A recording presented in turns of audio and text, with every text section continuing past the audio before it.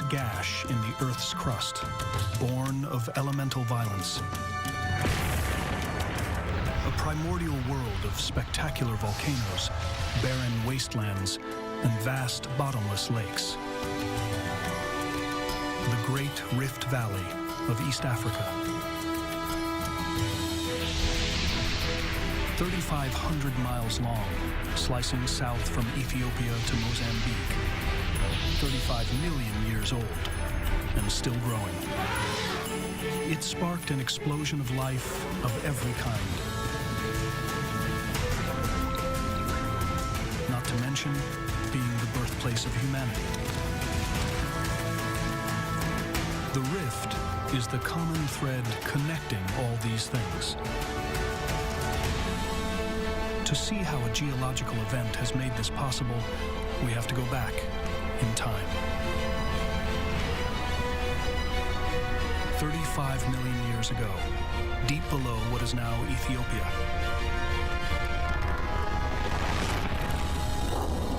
2,000 miles down, close to the molten core of the Earth, extreme heat and pressure forced a bubble of liquid rock up toward the surface, where it swelled against the Earth's crust like a blister. But a blister 1,000 miles wide. It tore the landscape apart.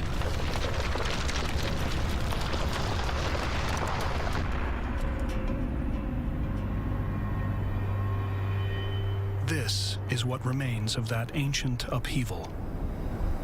A volcanic wasteland in northeast Africa that overlaps Ethiopia, Eritrea, and Djibouti.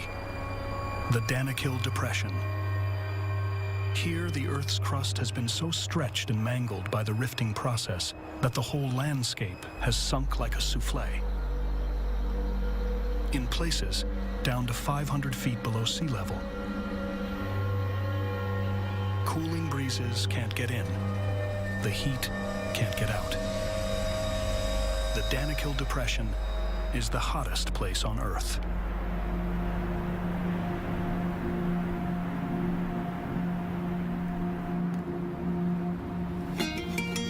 It's hard to believe that only 30,000 years ago, a mere blink in geological time, this vast empty bowl was filled with seawater. But it was. Then the rift threw up a chain of volcanoes that cut it off from the rest of the ocean. In the unrelenting heat, the water gradually evaporated away. But it left something behind. Salt.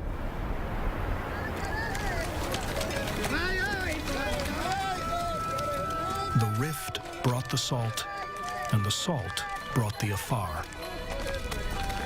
The desert Afar people have been coming here to mine salt for 2,000 years.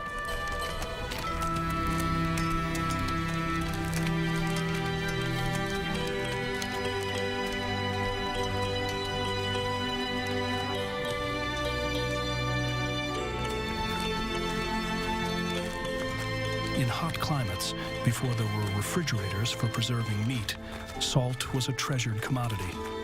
It was used as money in East Africa for thousands of years. The Afar call it white gold. There are 25 square miles of it here, and in places, it's 250 feet thick.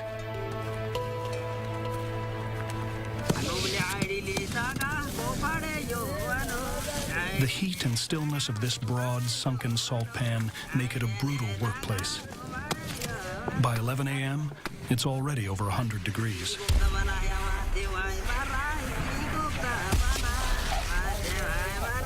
The sodium chloride is so pure, it doesn't need any refining. It's ready to be used as is, as a preservative or just table salt. It can take a week to get it to market, 100 miles away, in the town of Asaida. A 7-day journey through a place where for 9 months out of the year, it doesn't rain at all. The Afar call the Danakil Depression the gateway to hell.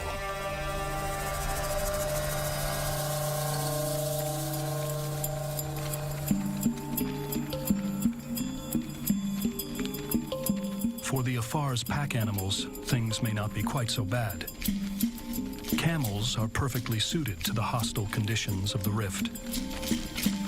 They can tolerate a body temperature of 106 degrees, something that would kill most other animals, including us. To the relief of their masters, no doubt, camels don't sweat much, which conserves precious water. Their nostrils absorb and recycle moisture that would otherwise be lost when they exhale. But sometimes even camels need to drink. So do the Afar. And what the Great Rift takes with one hand, it gives with the other. The same geology that makes this place so hot and dry also supplies the key to survival here: water. If you know where to look. Because the rifting process that created this otherworldly landscape in the first place never stopped. It may seem counterintuitive, but the constant volcanic activity in this area is a thirsty traveler's best friend.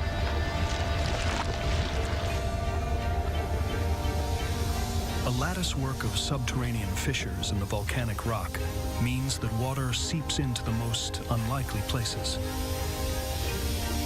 Aquifers and hot springs are hidden throughout the Danakil Depression. For centuries, fathers have passed on the secret of their location to their sons.